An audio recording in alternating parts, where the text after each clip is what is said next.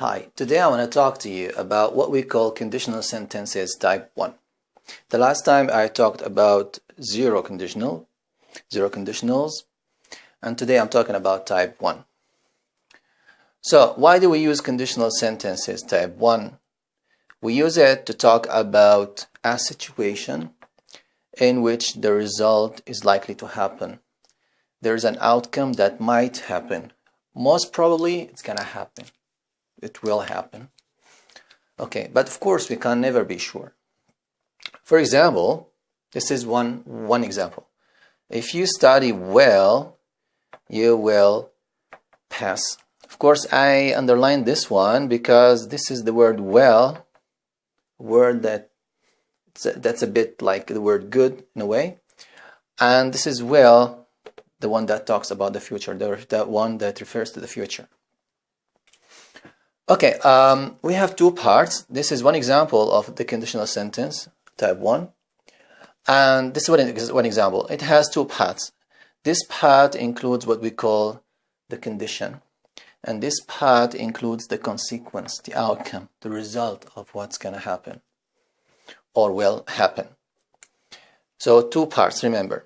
Now, in the part that you have the condition and where you have specifically, we usually have the word if, we use simple present.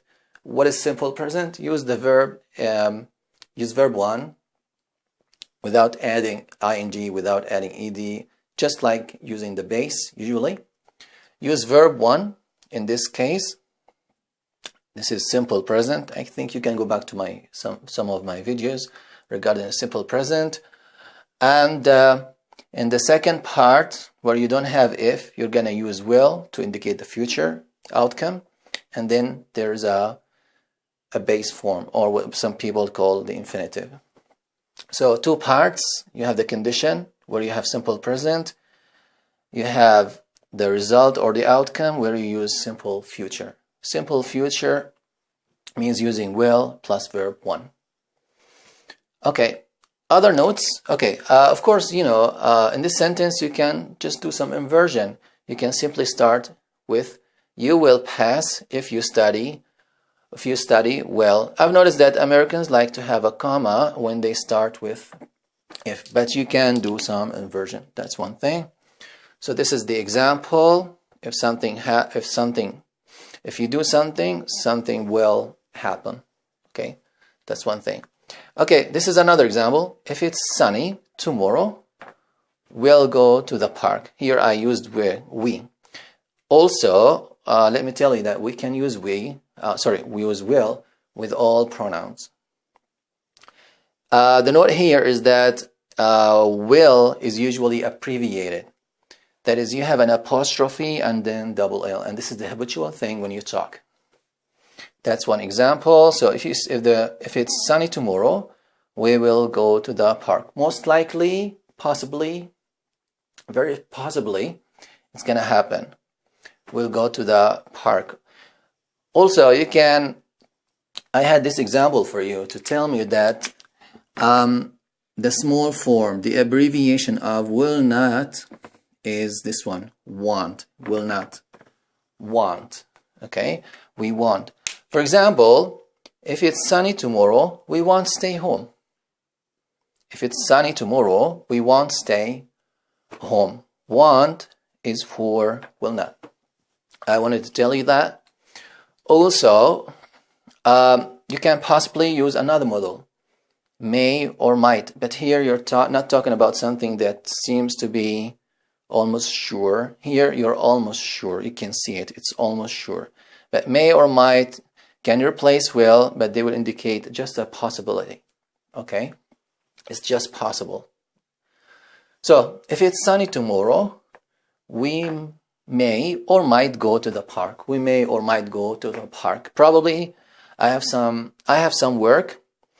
I need to finish my work first and then go. Probably I won't be able to finish my work. So there's a chance that we go to the park, but I'm not certain. I hope that's clear for you.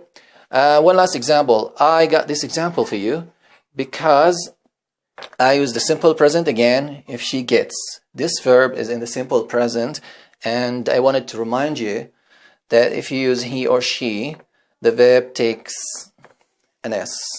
He or she or Simi or Susan, stuff like that. The verb usually takes an S. So this is simple present. We use an S here. For example, if she gets home late, this is an extra example. If she gets home late, I will talk to her. Of course, I was supposed to say, I'll talk to her the fast way. So I hope these stuff are clear for you. We're not talking about something that's 100% sure, but it's more likely to happen when we use will, and we can have some other alternatives. I hope this is kind of helpful. And one way to master this is to memorize examples. So please try to memorize 2 or 3 examples so that when you want to use conditional sentence type 1, you will remember the example. After you remember the example, you write it down, and then you can remember that this part, what that included if, in which we used simple present, and the part that included the outcome or the result included will plus verb 1. And thanks for watching.